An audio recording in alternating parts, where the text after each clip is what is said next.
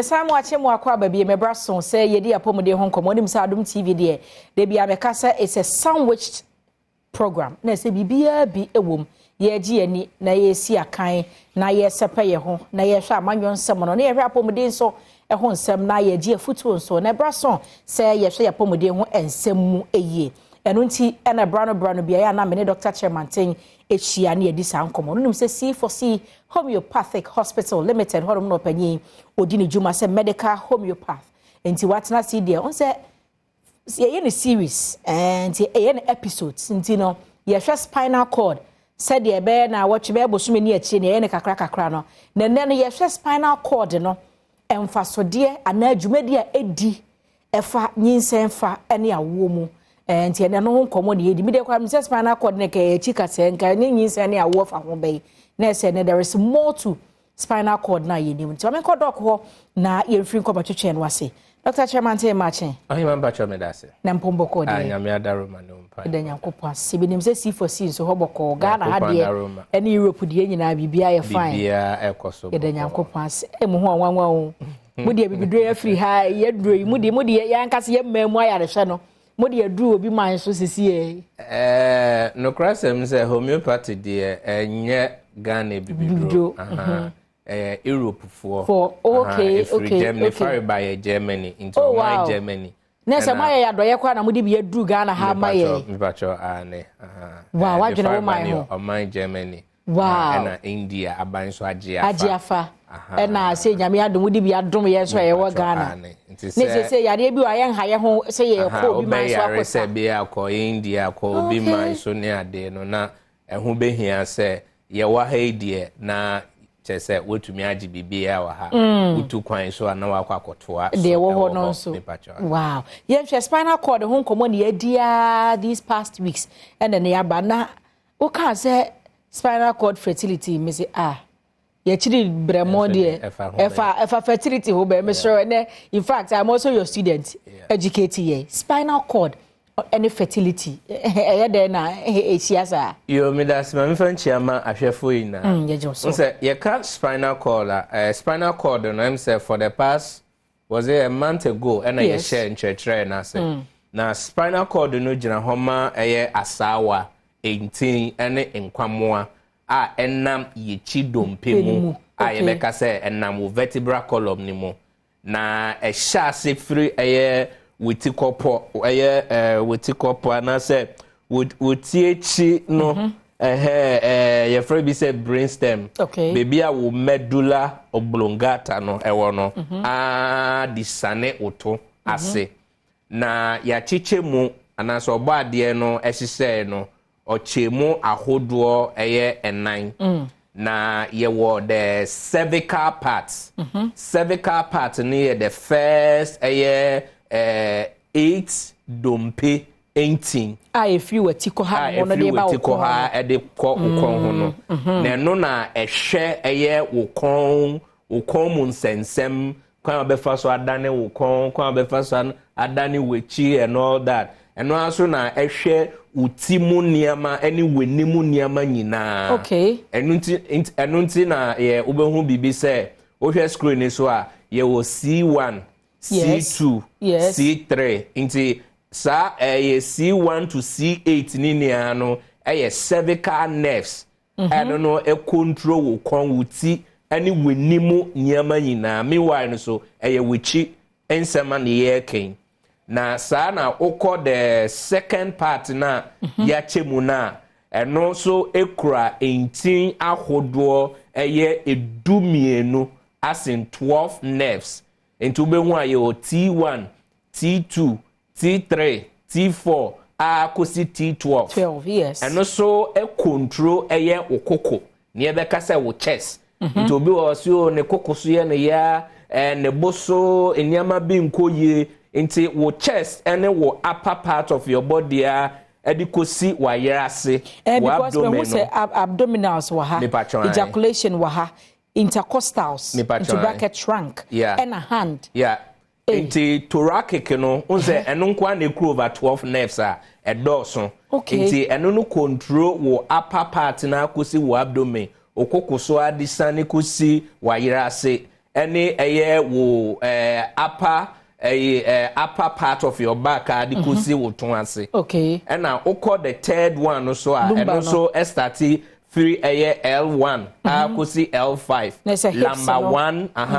nti eno so ye wo lower back control bi wo ha te say o hwe yen o si ni kotodwe na okwa akoye surgery na ne nika pa yesi na ne na ye ne ya wo lamba no na control from wichidom pa ekosi wo nan no ase. Nese omo say meto ase ntiri twetwe sciatica na nese ni nyina can have something to do with. It is o ka say sciatica. Una sciatica no ye. Yes, sciatic no just intim ba ko. Intim ba ko pen ye fe no sciatic nerve. It is o ti yaw na eno na ejina ho with the medical balance say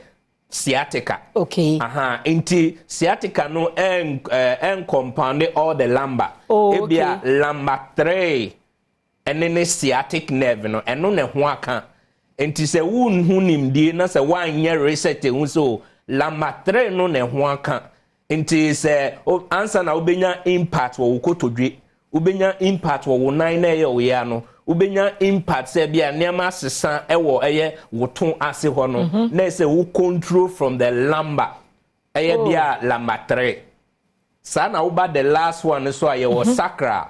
eno so ejina ho ma unse S1 S2 akosi S5 yes nti eno so ye S1 ye ntin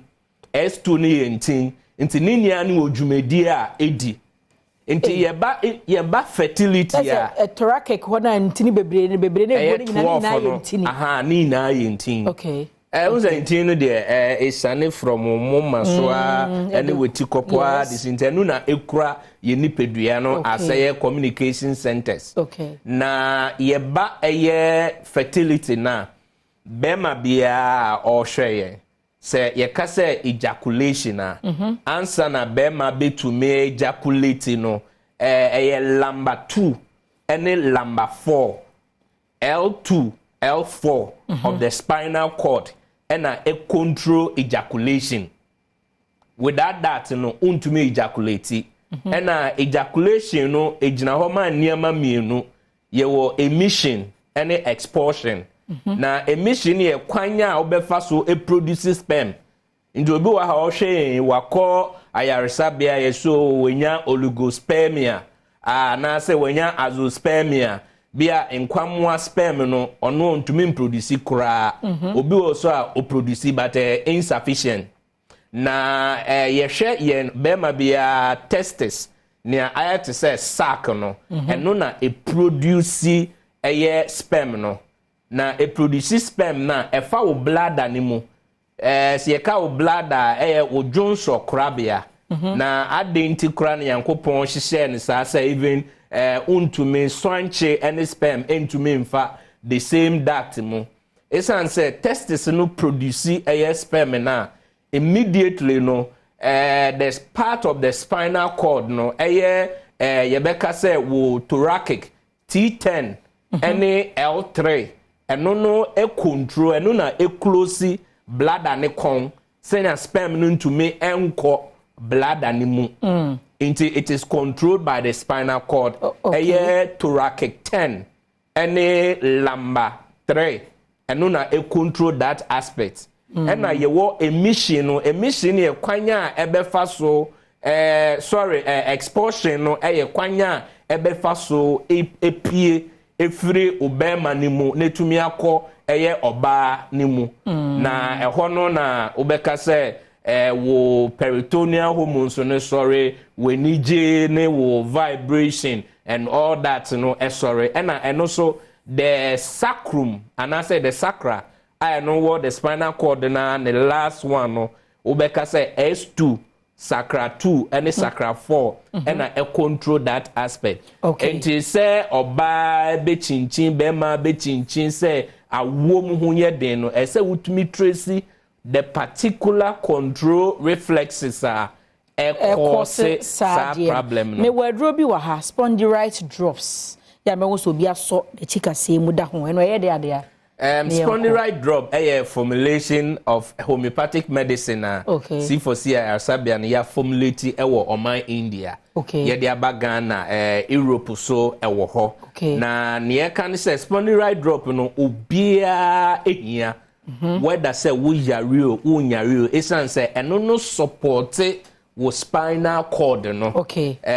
minimum bia machine bi so aye de aba no so eye adwuma wo spinal cord no so obia ono for over 3-4 years na ohun ne menses da obeda so no aye ne spinal cord ho one after the other no the menses started coming. My number any location no C4C Ayarasabia ye wo eye Adenta SDA junction wa nyame adom mefi Europe abedie na mekọ branches ne so ene anape mi angasa metena se ewo Adenta into pese uhumi a by 9 AM oba Adenta SDA junction bi de minim die eba be come doctors no nti bebi bia wo hwe me bia no bomode na anape share me Adenta SDA junction also a wo hwe me nyame ya adoma 7 AM echina fiada metena se na me de mahon de ni minim die so akoboa Cape Coast branch into Cape Coast 7 AM echina so ewo Green Hill me wo Cape Coast and dem ye adwuma till say mehwe obia ewie sa so na bia wo hwen Watakrade wo hwen Watakwa Nzema and all that any part of Western region so Watakrade Fejai Maysport eye memere da Saturday 7 AM so me tena say ewo Watakrade sa so ena eye Ashanti region Kumase on the 11th of March into the offer numbers in our screen no asia 050 00 40 331 and I say 328 05000 40 331 and I say 328 Europe line no see +31 687 487 122 +31 687 487 122 into the offer Ghana line 05040 and 331 na yebebo na wenya amana. We see Dr. Charwanteno no C4C Homeopathic Hospital Limited honom no panyi odi ni dwumaya woni abedi ye spinal cord first mukam ka say kase no nko na spinal cord no say ntini na egumuri mum eho asem de ye ka no nti frɛ numbers no na etu apomode ho anamo ye na ye homrato ye ba ahosepe beba na afi nkobo twetwe de aka e kire gira na to so bedwam so ni enko bebia.